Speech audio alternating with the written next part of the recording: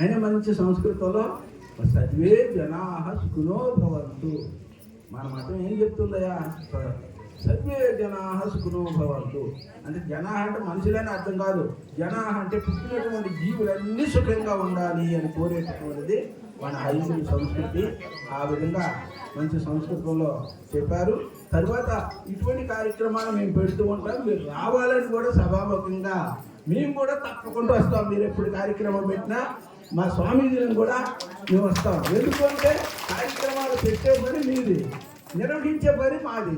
కాబట్టి మీరు ఎప్పుడు ఆహ్వానించినా మేము తప్పకుండా వస్తాము, వచ్చి కార్యక్రమాన్ని నిర్వహిస్తాము. అటువంటి మంచి శుభసూచనలు చెప్పినటువంటి విష్ణు గారికి ధన్యవాదాలు. తర్వాత కరుణాకర్ గారు, శ్రీమాన్ కరుణాకర్ గారు, వారు కూడా ఈ కార్యక్రమంలో బాగా అన్ని విధాలుగా కృషి చేస్తున్నారు.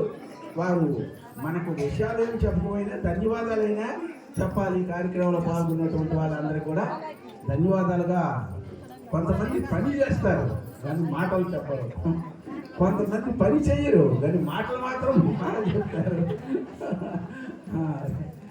కరుణాకర్ గారు సేవాభావమే ప్రధానం. నాకు పెద్దగా మాట్లాడరాదు. అందరికీ నమస్కారం. మేము ఈ ప్రోగ్రాం నిర్వహించినందుకు మైక్ దగ్గర మాకు చందా ఇచ్చిన అందరికీ నా నమస్కారం. నాకేం మాట్లాడరాదు. ప్రోగ్రాం అనేది గొప్పగా చేయాలనేది నా సంకల్పం, అంతే.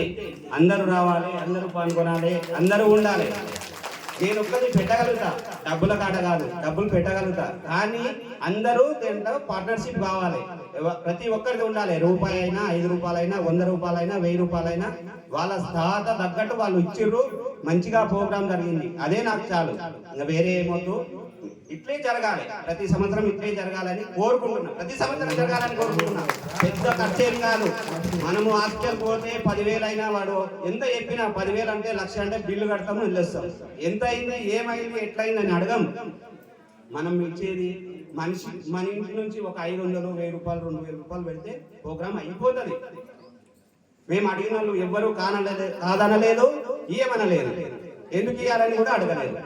మేము అడిగిన వాళ్ళందరూ మాకు రాసిర్రు, ఇచ్చిర్రు, మంచిగా నడిచింది. నాకు అదే కావాల్సింది, వేరే ఏం లేదు. అందరూ మంచిగా ఉండాలి, అందులో నేను ఉండాలి, అంతే. నమస్కారం. అదేవిధంగా కరుణాకర్ గారు కూడా చక్కటి సందేశాన్ని అందించారు.